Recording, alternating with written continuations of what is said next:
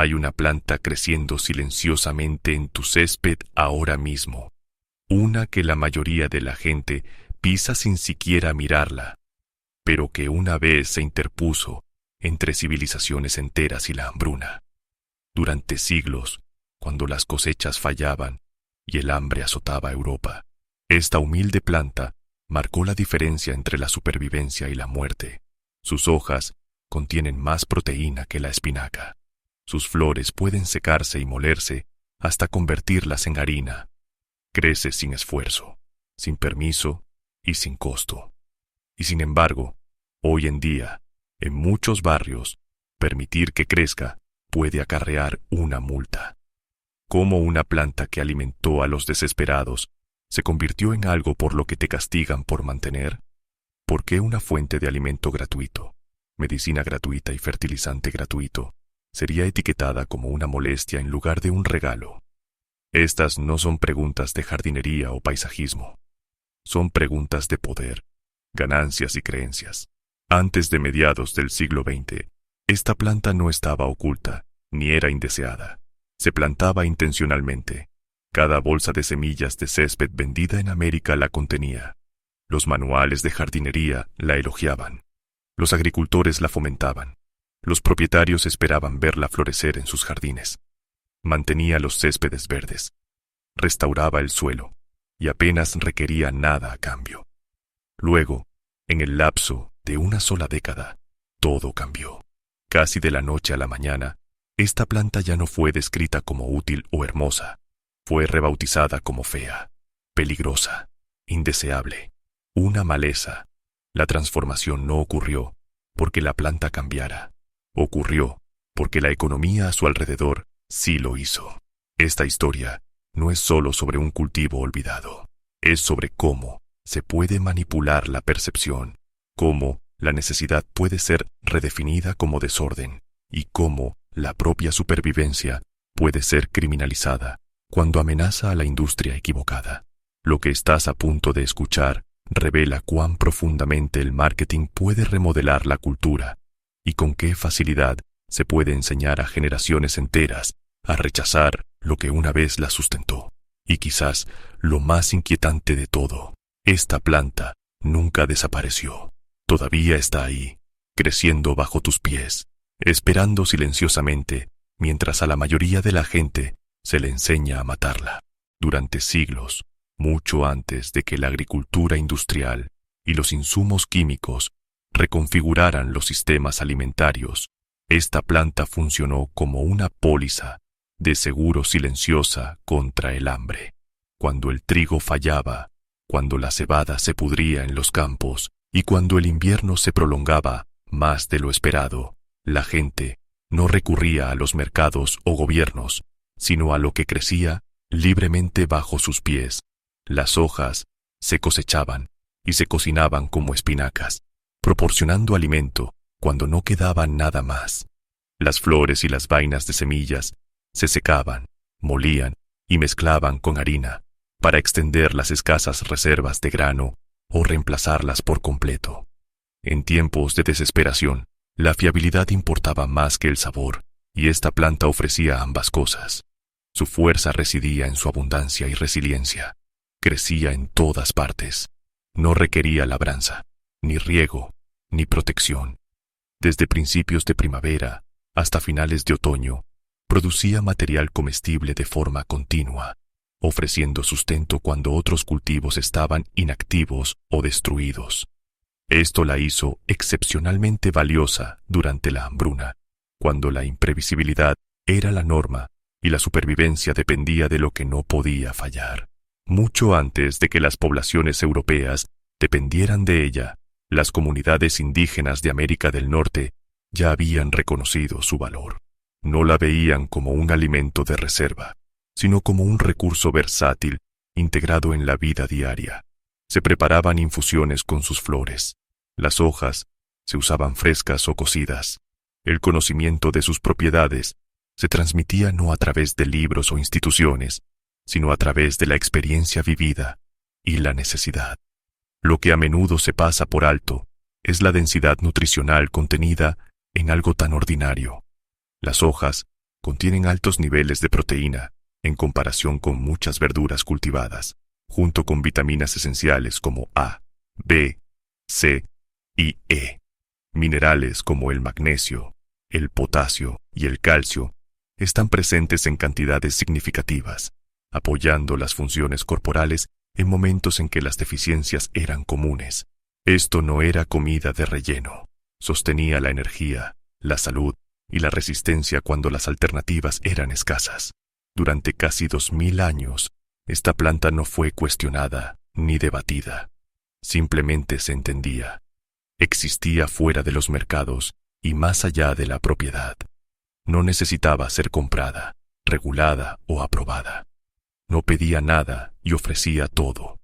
Esa simplicidad es precisamente lo que la hizo peligrosa para los sistemas que dependen de la dependencia en lugar de la autosuficiencia. Cuando se comprende cuánto tiempo esta planta sirvió a la humanidad sin controversia, una pregunta se vuelve inevitable. ¿Qué cambió? ¿La planta misma o el mundo que decidió que ya no era aceptable? Durante la mayor parte de la historia humana, el conocimiento se adquirió a través de la repetición y la supervivencia. Si algo mantenía a la gente viva, se recordaba. Pero en el mundo moderno, la tradición por sí sola rara vez es suficiente. Las afirmaciones deben ser probadas, medidas y validadas en laboratorios antes de ser tomadas en serio. Y durante mucho tiempo, esta planta fue ignorada por la ciencia moderna, no porque careciera de valor, sino porque carecía de rentabilidad.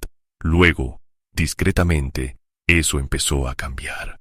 En los últimos años, los investigadores comenzaron a examinar extractos de esta planta y a probarlos contra afecciones que asolan la sociedad moderna. Uno de los descubrimientos más llamativos implicó la regulación del azúcar en la sangre. Los científicos encontraron que los compuestos dentro de la planta inhibían las mismas enzimas responsables de los picos pronunciados de glucosa en la sangre después de las comidas.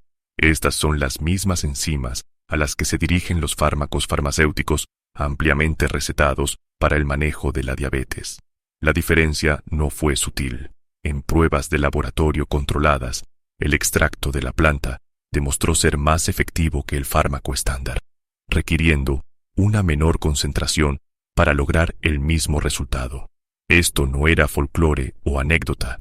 Estos hallazgos se publicaron en revistas científicas revisadas por pares. Se midieron números, se hicieron comparaciones. Los resultados fueron repetibles. Lo que las comunidades antiguas habían observado a través de la experiencia, la ciencia moderna lo estaba confirmando ahora a través de datos. Los descubrimientos no se detuvieron ahí. Estudios anteriores revelaron que los extractos de la misma planta detuvieron el crecimiento de células de leucemia humana en condiciones de laboratorio.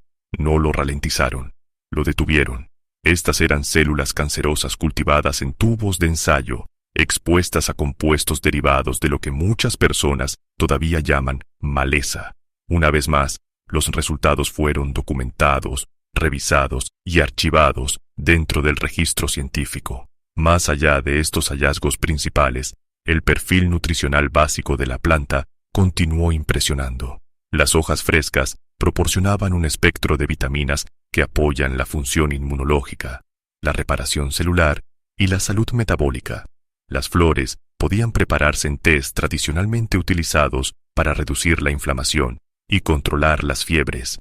Incluso las raíces, cuando se preparaban adecuadamente, ofrecían valor comestible. Cada parte tenía una función. Nada se desperdiciaba.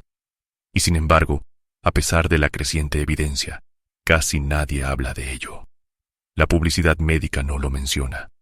Las tiendas de comestibles no lo venden. Los médicos rara vez lo discuten. No porque la ciencia sea débil, sino porque ningún sistema está diseñado para promover lo que crece libremente y no puede ser patentado. Aquí es donde surge una tensión incómoda. Si algo funciona, pero nadie puede poseerlo, ¿quién se beneficia de decir la verdad al respecto? ¿Y quién se beneficia de mantenerlo olvidado? Todo cambió después de la Segunda Guerra Mundial, no por la agricultura, la nutrición o la salud pública, sino por la química y la economía. Durante la guerra, se habían invertido enormes recursos en el desarrollo de agentes químicos diseñados para destruir los suministros de alimentos del enemigo. Uno de estos compuestos fue diseñado para matar selectivamente las plantas de hoja ancha, dejando las gramíneas intactas. Se concibió como un arma, una herramienta para hacer que las naciones opuestas se rindieran por inanición, borrando sus cultivos del aire. La guerra terminó antes de que ese plan pudiera ejecutarse por completo. Alemania cayó, Japón se rindió, y de repente, los fabricantes de productos químicos se encontraron con enormes existencias de una sustancia diseñada para la destrucción y sin campo de batalla donde usarla. Las fábricas que habían funcionado a plena capacidad se enfrentaban ahora a una pregunta aterradora: ¿cómo se mantienen los beneficios cuando la paz hace que su producto sea obsoleto? La respuesta no fue abandonar el químico, sino cambiar su propósito. Lo que había fallado como arma de guerra fue rebautizado como una herramienta de orden doméstico. El mismo compuesto fue reenvasado, reetiquetado y presentado al público como un herbicida de consumo. Su objetivo ya no eran los cultivos enemigos. Su objetivo era el césped americano. Este cambio requería más que química, requería una narrativa. Durante décadas, los céspedes habían incluido una mezcla de gramíneas y plantas de hoja ancha, incluidas las mismas especies que este químico estaba diseñado para matar. Los propietarios de viviendas estaban acostumbrados a ver flores blancas esparcidas por sus jardines. Las asociaban con un suelo sano y resiliencia. Para vender veneno, esa familiaridad tenía que romperse. Así que el mensaje cambió. Los céspedes mixtos ya no eran saludables, eran desordenados. La uniformidad se convirtió en el nuevo ideal. Un césped perfecto se redefinió como una sola especie, idéntica en color, altura y textura. Cualquier cosa que interrumpiera ese estándar visual se convirtió en un problema que requería corrección. El químico encajaba perfectamente en esta nueva cosmovisión. Prometía control, prometía dominio sobre la naturaleza y, lo más importante, prometía que el orden podía comprarse. La planta que una vez simbolizó la supervivencia y la abundancia, de repente se interpuso en el camino de un mercado en crecimiento. Lo que siguió no fue un accidente ni un malentendido, fue una redirección deliberada de la percepción pública. En pocos años, algo que la gente había plantado a propósito durante generaciones fue reformulado como un invasor, y una vez que esa idea echó raíces, el resto del sistema siguió de forma natural. Si una planta es etiquetada como un problema, eliminarla se siente responsable, incluso virtuoso. Pero, ¿y si esa etiqueta nunca fue sobre la planta en absoluto? ¿Y si siempre fue sobre proteger un modelo de negocio construido sobre la dependencia? Una vez que existió la solución química, el siguiente desafío fue psicológico. Había que enseñar a la gente a querer lo que el producto ofrecía.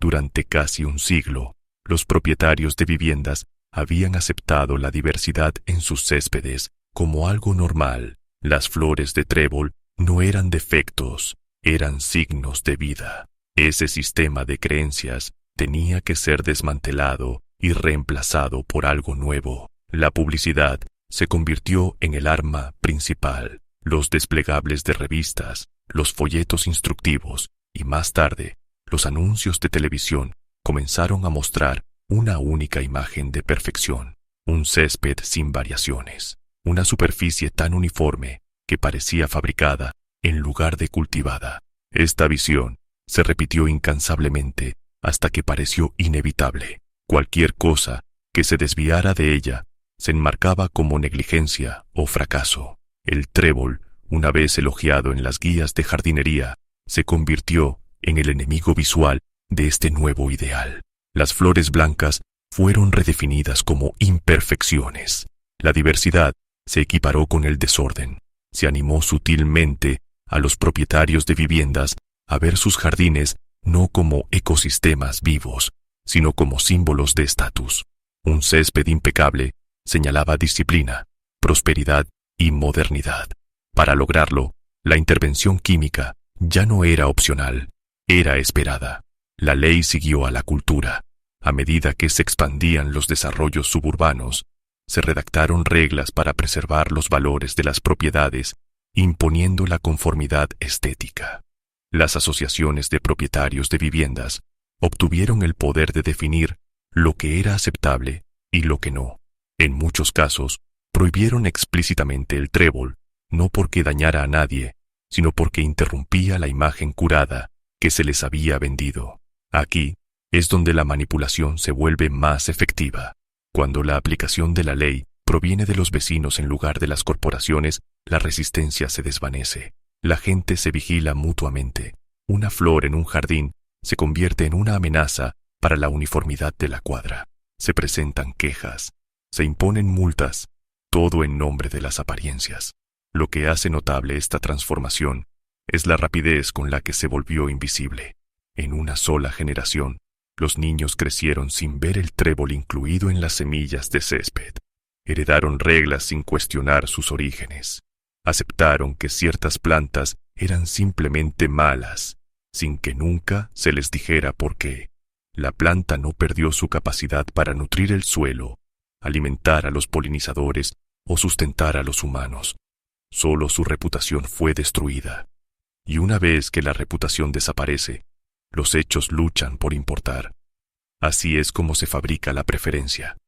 No obligando a la gente a creer algo falso, sino repitiéndolo hasta que las alternativas parezcan impensables. Cuando la belleza se define por lo que se vende, todo lo demás se vuelve prescindible. Las consecuencias de esta preferencia fabricada no se limitaron a la estética. Se propagaron, remodelando los ecosistemas de maneras que pocas personas notaron hasta que el daño ya estaba hecho. Cuando el trébol desapareció de los céspedes, algo mucho más importante se desvaneció con él. Una fuente de alimento continua y a nivel de barrio para los polinizadores fue eliminada. Antes de la era química, los céspedes suburbanos funcionaban como una vasta red de pequeños hábitats. Millones de parches de plantas con flores conectaban a través de las ciudades, proporcionando néctar durante periodos críticos cuando otras fuentes de alimento eran escasas. Las abejas dependían de estas floraciones, especialmente a principios de primavera y finales de verano. Cuando los herbicidas las eliminaron, los insectos no tuvieron a dónde ir. Las poblaciones colapsaron gradual y luego dramáticamente. Los números cuentan una historia aleccionadora. Las colonias de abejas melíferas manejadas disminuyeron casi a la mitad en las décadas siguientes. Si bien muchos factores contribuyeron a esta pérdida, la eliminación de forraje confiable desempeñó un papel decisivo. Los céspedes se convirtieron en desiertos verdes. Parecían vivos, pero no ofrecían nada. El suelo también sufrió. El trébol había enriquecido silenciosamente la tierra, fijando nitrógeno de la atmósfera, reduciendo la necesidad de fertilizantes sintéticos. Sin él, los monocultivos de césped se volvieron dependientes de constantes insumos químicos solo para sobrevivir. Los céspedes que antes se mantenían solos se convirtieron en proyectos de mantenimiento perpetuo. Más fertilizante, más agua, más gasto. La ironía es difícil de ignorar. Los propietarios comenzaron a pagar por lo que antes había sido gratis. El nitrógeno que el trébol producía, naturalmente ahora se compraba en bolsas. El agua que las plantas de raíces más profundas conservaban ahora, se desperdiciaba para mantener vivo el césped superficial. El sistema no generó más que consumo.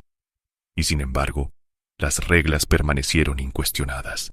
Incluso a medida que las sequías se intensificaban y el declive de los polinizadores se volvía imposible de negar, muchas comunidades continuaron aplicando prohibiciones escritas décadas antes. La gente las seguía no porque tuvieran sentido, sino porque se sentían normales. Así es como perduran los sistemas irracionales. Persisten no por lógica, sino por hábito. Cada generación hereda las suposiciones de la anterior y las confunde con la verdad. Mientras tanto, la planta silenciosa que podría resolver múltiples problemas a la vez sigue siendo etiquetada como el problema mismo. ¿En qué punto la obediencia se vuelve absurda? ¿Y cuánto daño debe acumularse antes de que la gente se detenga y pregunte por qué siguen rociando veneno sobre algo que nunca les hizo daño? Hoy, algo sutil pero poderoso está comenzando a cambiar. El regreso de esta planta no está impulsado por corporaciones o campañas de marketing. Está impulsado por la duda. La gente está cuestionando las reglas que heredaron. Están notando que los polinizadores están desapareciendo, que el agua se está volviendo escasa y que los sistemas construidos sobre interminables insumos químicos ya no son sostenibles. Y cuando miran de cerca, comienzan a darse cuenta de que el supuesto problema nunca fue la planta misma. Los laboratorios han confirmado lo que la historia ya sabía. Esta planta nutre el suelo, alimenta a los insectos cuando nada más florece, proporciona proteínas, medicina y resiliencia sin pedir permiso. Sobrevivió a la hambruna, la guerra y el asalto químico. Lo único que no sobrevivió fue una narrativa diseñada para hacerla indeseable. Lo que hace incómoda esta realización no es la ciencia, sino la implicación. Si a la gente se le enseñó a rechazar algo tan obviamente beneficioso, ¿qué más se les ha enseñado a ignorar? Si la comida de supervivencia pudo ser rebautizada como fealdad, ¿qué dice eso de las historias que aceptamos sin cuestionar? En su esencia, esto no es solo un problema ambiental, es una cuestión de fe. No solo fe en la religión, sino fe en los sistemas, las autoridades y las creencias heredadas. ¿Confías en lo que te dijeron simplemente porque te resulta familiar? ¿O crees que la verdad se revela a través de la evidencia, la experiencia y la humildad? La planta sigue ahí, creciendo en silencio, ofreciendo los mismos dones que siempre ha ofrecido. Nada ha cambiado en ella, solo nuestras creencias. Así que ahora la pregunta se dirige a ti. Cuando miras lo que crece libremente y sustenta la vida, ¿ves desorden o diseño? ¿Ves una maleza o ves una provisión? Y lo que es más importante, ¿dónde pones tu fe al decidir qué vale la pena proteger? Comparte tus pensamientos en los comentarios. Toma una posición. Desafía la historia que te contaron. Porque a veces, recuperar la verdad comienza cuestionando las cosas más ordinarias que nos dijeron que destruyéramos.